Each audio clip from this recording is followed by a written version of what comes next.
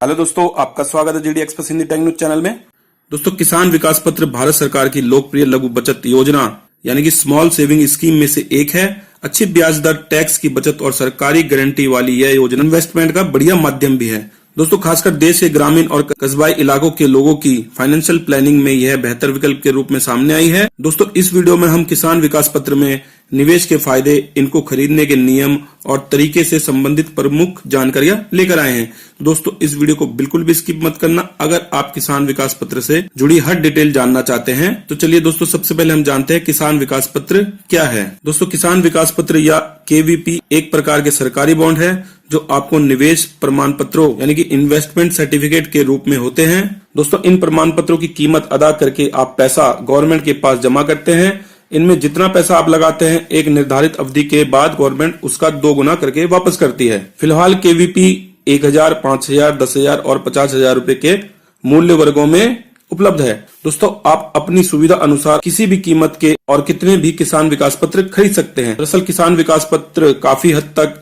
NSC से मिलता है। उसमें अवधि तय होती है और इसमें मिलने वाली रकम, दोनों पर मिलने वाला ब्याज भी एक होता है। दोस्तों, देश के निम्न और मध्य वर्ग के लोगों को सुरक्षित और फायदेमंद सेविंग स्कीम उपलब्ध कराने के उद्देश्य से भारत सरकार ने 1988 में इस स्कीम को शुरू किया था।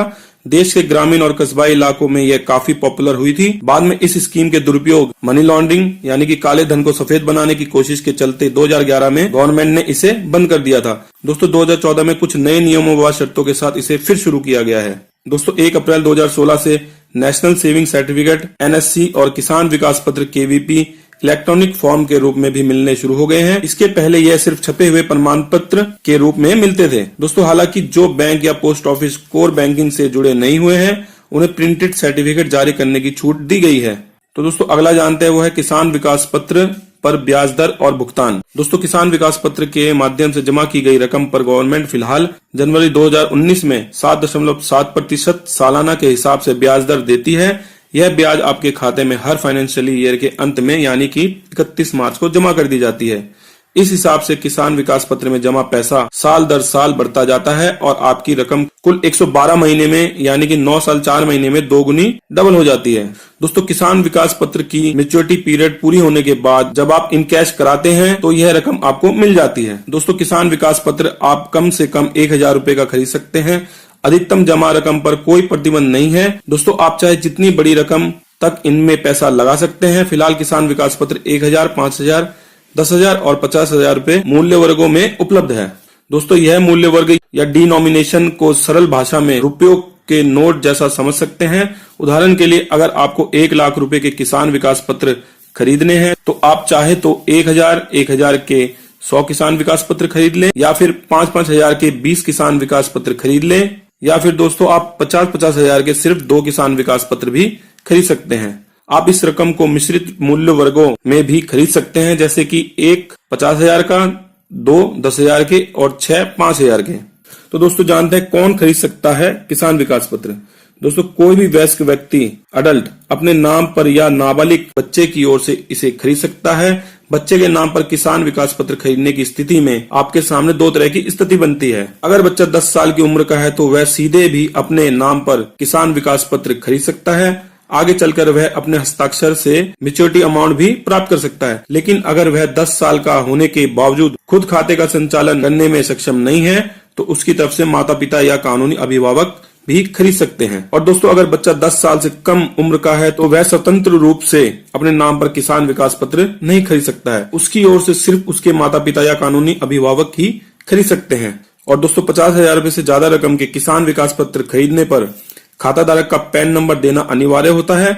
10 लाख रुपए से ज्यादा इन्वेस्टमेंट करने पर आमदनी के स्रोत का प्रमाण पत्र भी जमा कराना पड़ता है। दोस्तों, एक बात का ध्यान रखें कि किसान विकास पत्र को खरीदते समय आवेदक को अपनी पहचान पुख्ता कराने के लिए एक आइडेंटिटी स्लिप जारी करानी होती है। किसान विकास पत्र के खराब हो जाने या खो जाने की स्थिति में उसे दोबारा से जारी कराने में यह आइडेंटिटी स्लिप काम आती है। दोस्तों, संयुक्त रूप से कोई भी खरीद सकता है किसान विकास पत्र। दोस्तों, कोई भी वयस्क अडल्ट व्यक्ति मिलकर संयुक्त रूप से किसान विकास पत्र खरीद सकते हैं। अगर आप ऐसा करते हैं तो मैच्योरिटी के बाद दोनों को बराबर रकम मिल जाएगी। दोस्तों ध्यान रखें, 2 से ज्यादा व्यक्ति के नाम से किसान विकास पत्र नहीं खरीदा जा सकता। दोस्तों अगर आपने पहले से सिर्फ अपने नाम किसान विकास पत्र खरीद रखे हैं तो भी बाद में किसी अन्य वयस्क व्यक्ति के साथ संयुक्त रूप से खरीद सकते हैं। इसी प्रकार पहले से किसी दूसरे व्यक्ति के साथ संयुक्त रूप से किसान विकास पत्र खरीद रहे हैं तो भी बाद में सिर्फ अपने नाम पर खरीद सकते हैं। इतना ही नहीं, पहले से आपके नाम किसान विकास पत्र है और फिर कभी अपने बच्चे की ओर से अपने नाम पर खरीदना चाहते हैं तो ऐसा भी कर सकते हैं। दोस्तों यहाँ भी एक बात का ध्यान रखें, कोई ट्रस्ट किसान विकास पत्र खरीदना चाहे तो खरीद सकता है, लेकिन किसी फैमिली के नाम इन्हें नहीं खरीदा जा सकता है। दोस्तों विदेशी नागरिकता ले चुके भारतीयों NRI के लिए भी इस योजना में इन्वेस्टमेंट करने की अनुमति नहीं है। और दोस्तों किसान विकास पत्र को खरीदते वक्त आप उनमें अपना नॉमिनी भी दर्ज करा सकते हैं। नॉमिनी वह व्यक्ति होता है जिसे खाताधारक के निधन की स्थिति में उसके नाम पर जमा रकम को पाने का अधिकार होता है। दोस्तों एक बार किसी नाम का नॉमिनी के तौर पर दर्ज होने के बाद भी कभी जरूरत समझने पर आप नॉमिनी के नाम का बदलाव भी कर सकते हैं। और दोस्तों आप जरूरत समझने पर अपने किसान विकास पत्र को किसी दूसरे व्यक्ति के नाम ट्रांसफर भी करा सकते हैं। इसके लिए आपको पोस्ट ऑफिस में जाकर आवेदन करना होता है। आप अपना निवास स्थान बदलने पर या अन्य किसी कारणवश जरूरी होने पर अपने अकाउंट का दूसरे पोस्ट ऑफिस में भी ट्रांसफर करा सकते हैं। दोस्तों मैच्योरिटी के पहले किसान विकास पत्र बनाने की सुविधा, जरूरत पड़ने पर आप अपने किसान विकास पत्र को मैच्योरिटी पीरियड के पहले बना सकते हैं, लेकिन ऐसा आप तभी कर सकते हैं जबकि आपके किसान विकास पत्र कम से कम 2.5 साल का समय पूरा कर चुका हो। दोस्तों इसके लिए आपको अपनी आइडेंटिटी स्लिप के साथ आवेदन करना होगा। और दोस्तों अगर हम टैक्स छूट की सुविधा की बात करें तो किसान विकास पत्र में जो पैसा आप निवेश करते हैं उसे सेक्शन 80C के तहत टैक्स छूट का फायदा नहीं मिलता। दोस्तों 80C के तहत कुछ निर्धारित निवेश विकल्पों में पैसा लगाने पर कुल 1.5 लाख रुपए तक के निवेश पर किसी प्रकार का टैक्स नहीं देना पड़ता। दोस्तों किसान विकास पत्र में जमा रकम पर मिलने वाली ब्याज भी पूरी तरह कर योग्य टैक्सेबल है। दोस्तों आपको मिली ब्याज की रकम इनकम टैक्स में रिटर्न में दर्ज की जानी चाहिए। किसान विकास पत्र में हर साल जो ब्याज बनेगा उसे आपकी कुल आमदनी में जोड़ा जाएगा और इनकम टैक्स स्लैब के अनुसार उस पर टैक्स की गणना होगी। बस इसमें अच्छी बात यह है कि TDS नहीं कटेगा, टैक्स आपको ही कैलकुलेट करके देना है। और दोस्तों किसान विकास पत्र कितने प्रकार के हैं? दोस्तों जो पहला है वो है एकल किसान विकास पत्र। इस प्रकार का किसान विकास पत्र किसी वयस्क व्यक्ति की ओर से खुद के लिए खरीदा जा सकता है या फिर किसी अवयस्क के लिए भी किसी वयस्क व्यक्ति की ओर से खरीदा जा सकता है। दोस्तों मैच्योरिटी के पहले KVP धारक की मृत्यु होने पर उसके नॉमिनी या कानूनी उत्तराधिकारी को ही मिलती है। दोस्तों जो उसके बाद आता है वो आता है जॉइंटेड टाइप किसान विकास पत्र। दोस्तों इस तरह के किसान विकास पत्र किन्हीं भी 2 वयस्क व्यक्तियों द्वारा संयुक्त रूप से खरीदे जाते हैं। मैच्योरिटी पर इसकी रकम दोनों KVP धारकों को बराबर मिलती है। किसी एक खाताधारक के निधन की स्थिति में उसके हिस्से की रकम भी जीवित बचे दूसरे खाताधारक को मिलती है। और दोस्तों जो तीसरा है वो है जॉइंट B टाइप किसान विकास पत्र। दोस्तों जॉइंट B टाइप के किसान विकास पत्र भी 2 वयस्क व्यक्ति संयुक्त रूप से खरीदते हैं, लेकिन मैच्योरिटी के बाद इसकी रकम पाने का अधिकार मुख्य KVP धारक को ही होता है। यह अधिकार किसका होगा, यानी मुख्य खाताधारक कौन है, यह किसान विकास पत्र को खरीदते समय ही तय कर देना होता है। मुख्य KVP धारक के न रह जाने की स्थिति में ही दूसरे KVP धारक को उसका पैसा मिल सकता है। और दोस्तों किसान विकास पत्र खरीदते समय किन बातों का रखें ध्यान?